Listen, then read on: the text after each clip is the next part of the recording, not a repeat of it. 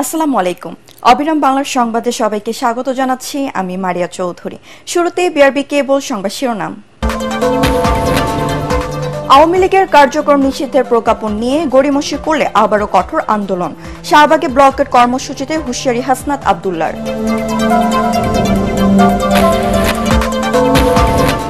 আসছে ডিসেম্বরে চালু হতে যাচ্ছে হযরত শাহজালাল আন্তর্জাতিক বিমানবন্দরের 3rd টার্মিনাল। আন্তর্জাতিক মানের সেবা দেওয়ার প্রতিশ্রুতি কর্তৃপক্ষের।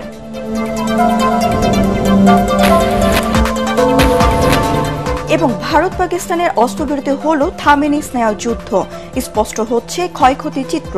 সফলতার পাল্টাপাল্টি দাবি। স্বাভাবিক হচ্ছে কাশ্মীরের জীবনযাত্রা। শুনছিলেন বিআরবি কেবল সংবাদ শিরোনাম। এবার জানিয়ে দেব বিস্তারিত সংবাদ। আওয়ামী লীগের কার্যক্রম নিষিদ্ধের প্রজ্ঞাপন নিয়ে গড়িমসি করলে আবারও কঠোর আন্দোলনের হুঁশিয়ারি দিয়েছেন জাতীয় নাগরিক পার্টি এনসিপি দক্ষিণাঞ্চলের মুখ্য সংগঠক হাসনাত আব্দুল্লাহ। গতরাতে শাহবাগে শহীদ ও আহত পরিবারের সদস্যদের ব্লকেট কর্মসূচিতে যোগ দিয়ে তিনি এই ঘোষণা দেন। আরও জানাচ্ছেন মাজহারুল হক মুহাজির। আওয়ামী লীগকে চিরতরে নিষিদ্ধ, অবিলম্বে জুলাই ঘোষণাপত্র ও আহতদের স্থায়ী চিকিৎসা, এই 3 দফা দাবিতে রাজধানী শাহবাগ অবরোধ করে জুলাই অভ্যুত্থানে আহত ও তাদের পরিবারের সদস্যরা।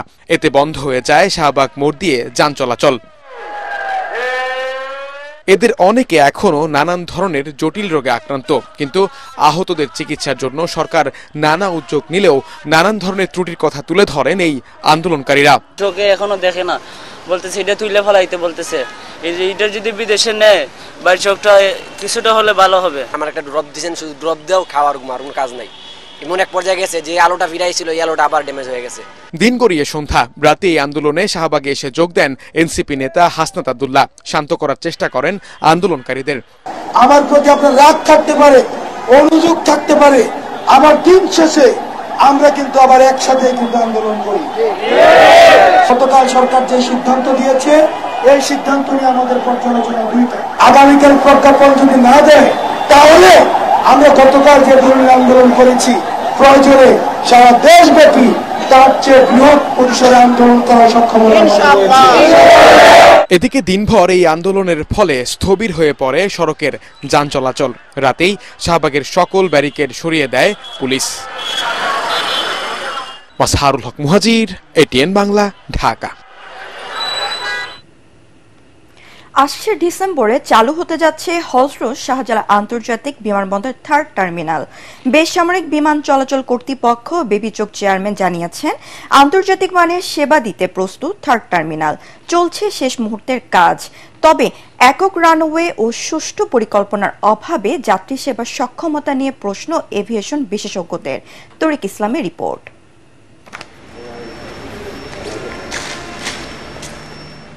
দৃষ্টিনন্দন ও আধুনিক কারুকাজের ছোঁয়ায় নির্মিত হযরত শাহজালাল আন্তর্জাতিক বিমানবন্দরের 3rd টার্মিনাল। চারিদিকে শুধু অত্যাধুনিক প্রযুক্তির যন্ত্রপাতি। চলছে শেষ মুহূর্তের কমিশনিং ও ধোয়া মোছার কাজ, যেখানে চলতি বছরের শেষ নাগাদ পুরোদমে 3rd টার্মিনালে যাত্রী সেবা দিতে চায় সিভিল এভিয়েশন। 3rd টার্মিনালকে কেন্দ্র করে এরই মধ্যে বাংলাদেশে ফ্লাইট পরিচালনার আগ্রহ দেখিয়েছে বহু আন্তর্জাতিক এয়ারলাইন্স, যা ইতিবাচক বলছেন এ খাত সংশ্লিষ্টরা। এটাতে অনেকগুলো এয়ারলাইন্স নতুন করে ফ্লাইট অপারেশনের পরিকল্পনা সাজাচ্ছে, নতুন নতুন এয়ারলাইন্স বাংলাদেশে অপারেশনে শুরু করার পরিকল্পনা করছে, কিংবা পুরাতন যেসব এয়ারলাইন্সগুলো আছে তাদের ফ্রিকোয়েন্সি বাড়ানোর জন্য তারা চিন্তা ভাবনা করছে। 3rd টার্মিনাল ওপেনের সাথে আমরা আশা করছি যে আরও এয়ারলাইন্স বাংলাদেশে অপারেট করবে। এতে করে যারা ধরেন যে সকল এয়ারলাইন্স মনোপলি বিজনেস করছে, তো এখানে আরো কম্পিটিটিভ একটা এনভায়রনমেন্ট ক্রিয়েট হবে। তবে এভিয়েশন বিশেষজ্ঞরা বলছেন, সুষ্ঠু পরিকল্পনার অভাবে ব্যাহত হতে পারে 3rd টার্মিনালের সক্ষমতা। বেশি প্লেন আসবে, সেটার জন্য কি আমরা একটা প্যারালাল রানওয়ে করছি? এখন একটা দুর্ঘটনা ঘটলে 6 ঘন্টা এয়ারপোর্ট বন্ধ থাকে।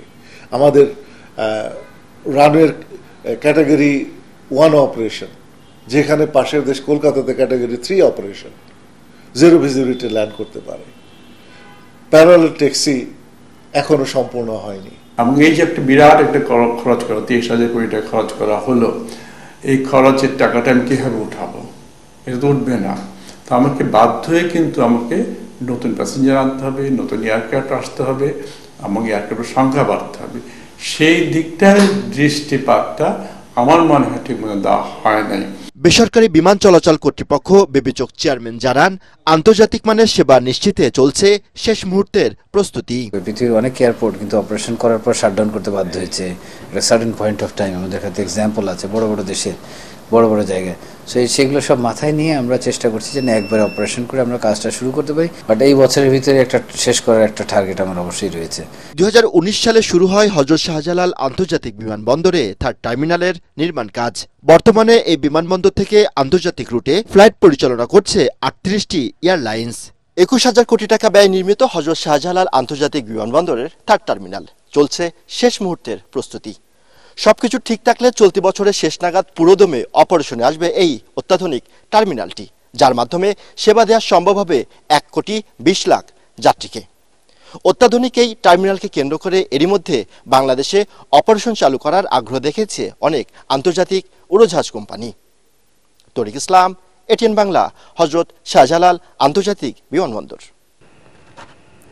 ঢাকা ও পার্শ্ববর্তী এলাকার গরমের অনুভূতি গতকালের তুলনায় কিছুটা কমতে পারে বলে জানিয়েছেন আবহাওয়া অফিস। তাপমাত্রা কমেছে প্রায় 4 ডিগ্রি সেলসিয়াস। একই সঙ্গে ঢাকায় বৃষ্টি বা বজ্র সহ বৃষ্টির সম্ভাবনা রয়েছে।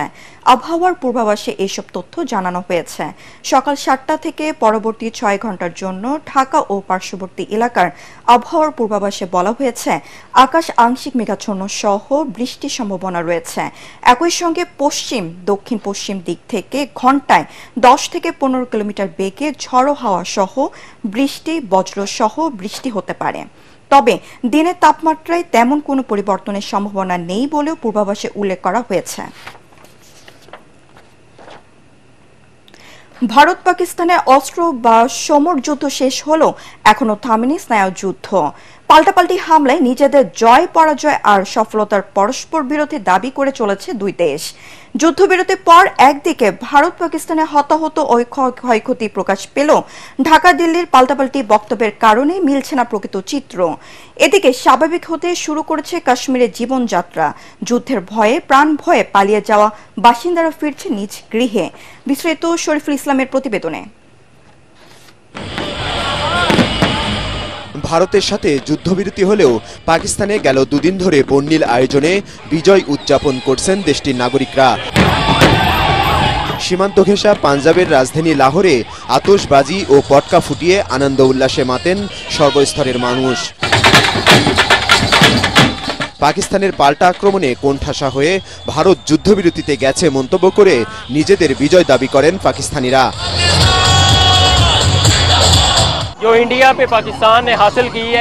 আমরা ভারতের বিরুদ্ধে পাকিস্তানের ঐতিহাসিক বিজয় উদযাপন করেছি। আমাদের বাজপাখিরা ভারতের 28টি স্থানে সফল হামলা চালিয়ে তাদের ঘায়েল করেছে। আমাদের সাহসী সেনাবাহিনীর জন্য গর্ববোধ করি।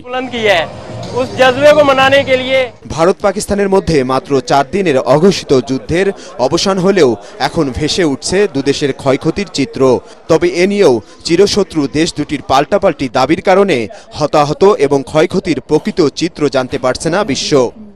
পাকিস্তানের সামরিক বাহিনী জানায় ভারত তাদের 60টি এলাকায় 24টি আঘাত এনেছে। এতে 33 জন পাকিস্তানি বেসামরিক নাগরিক নিহত ও 76 জন আহত হয়েছেন। এর জবাবে তাদের পাল্টা হামলায় 5টি ভারতীয় যুদ্ধ বিমান ভূপাতিত, ভারতীয় ব্রিগেড সদর দপ্তর, বিমান ঘাঁটি ও গুরুত্বপূর্ণ স্থাপনা গুড়িয়ে দেওয়া হয়েছে। এতে ভারতের অর্ধশতাধিক সৈন্যের প্রাণহানির তথ্য দিয়েছে Pakistan. Missiles and drone attack 7 May আমরা ভারতের আগ্রাসন সফলভাবে প্রতিরোধ করি। ভারতের হামলার জবাবে পাকিস্তানের অপারেশন বুনিয়ানুম মারসুসে 3টি বিমান ঘাঁটি সহ গুরুত্বপূর্ণ অবকাঠামো ধ্বংস করেছি। কাশ্মীরের সমস্যাটি আন্তর্জাতিকভাবে স্বীকৃত বিরোধ, কিন্তু মোদী সরকার এটিকে অভ্যন্তরীণ করেছে।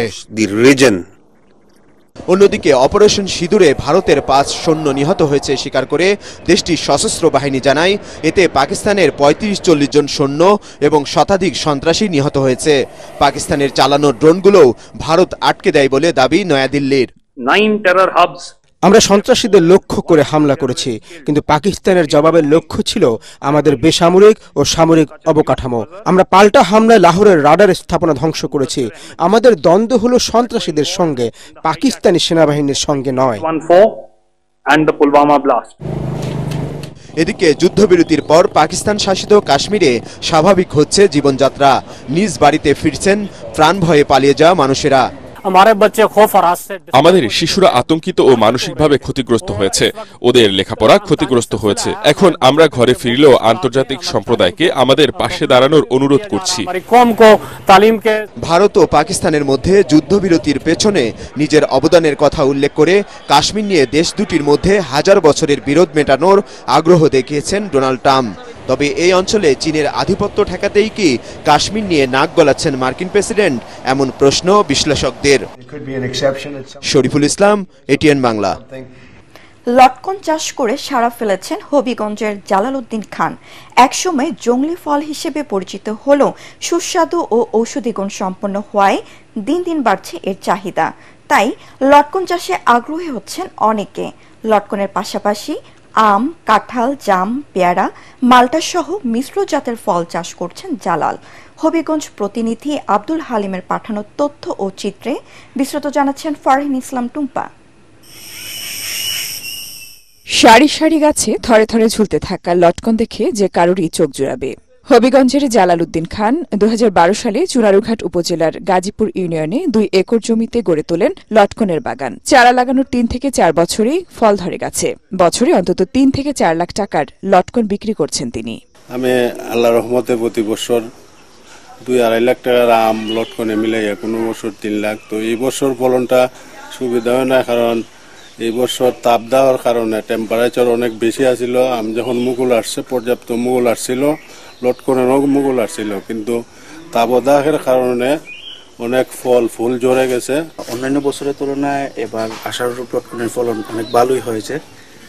এখন বাজারজাত করার পরে এবছর সব বিক্রি করার পরে বোঝা যাবে আসলে কতটুকু আমরা লাভ করতে পারলাম। এইটার মাঝে আমরা কাজকর্ম করি, দৈনিক 500 টাকা দেয়। মানুষের শরীরে একদিনে যে পরিমাণ ভিটামিন সি প্রয়োজন মাত্র 3-4টি লটকনে তা মেটানো সম্ভব। এছাড়াও এতে রয়েছে ভিটামিন B2, ক্যালসিয়াম, ফসফরাস, লৌহ সহ বিভিন্ন খনিজ উপাদান। ডায়াবেটিস রোগীর জন্য যা ভীষণ উপকারী। লটকন চাষে সব ধরনের সহযোগিতা দিচ্ছে স্থানীয় কৃষি বিভাগ। আমরা গাজীপুর ইউনিয়নে এই ধরনের লটকন বাগানের করার প্রচেষ্টা করতেছি। আরো কয়েকজন আগ্রহী কৃষক লটকন বাগান করার আগ্রহ প্রকাশ করছেন এবং চারা লাগাইছেন। অদূর ভবিষ্যতে আমরা গাজীপুর ইউনিয়নে বেশ কয়েকটা লটকন বাগান, আম বাগান সহ অন্যান্য বাগান করতে সক্ষম হব। জালালউদ্দিন জানান, স্থানীয় চাহিদা মিটিয়ে এই অঞ্চলে উৎপাদিত লটকন যাচ্ছে দেশের বিভিন্ন স্থানে। Bureau report, ATN Bangla. এবার আন্তর্জাতিক সংবাদ।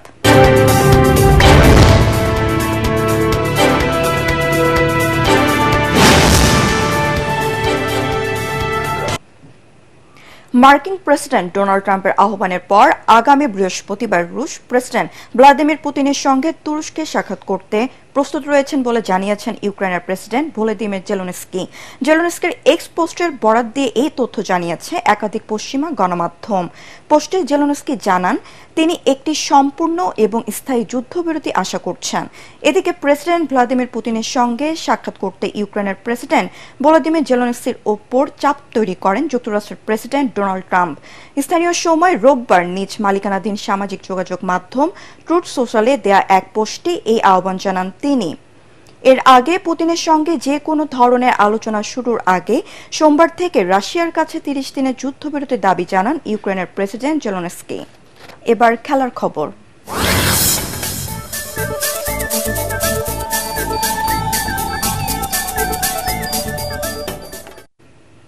কিলিয়ান এমবাপ্পের ঝড় থামিয়ে এল ক্লাসিকোতে সুনামি বয়ে দিল বার্সেলোনা, আর তাতে লা লিগার রিয়াল মাদ্রিদকে 4-3 গোলে হারিয়েছে হ্যান্সি ফ্লিকের দল। 7 পয়েন্টে এগিয়ে থেকে স্পেনের লিগের শিরোপার আরও কাছাকাছি চলে গেল কাতালানরা। বিস্তারিত SM আশরাফের রিপোর্টে। রাতটা শুরু হয় এক কবিতার মতো। অলিম্পিক লুইস কোম্পানিতে লেখা হয় এক দুর্দান্ত নাট্য রচনা, যে স্ক্রিপ্টের শুরুতে দেখা যায় কিলিয়ান এমবাপ্পের ঝড়। 14 মিনিটের মধ্যে বার্সেলোনা সমর্থকদের স্তব্ধ করে 2 গোলের লিড রিয়াল মাদ্রিদের। আনচেলত্তির দল তখন স্বপ্ন দেখে সাদা রাজ্যে জয় উৎসবের।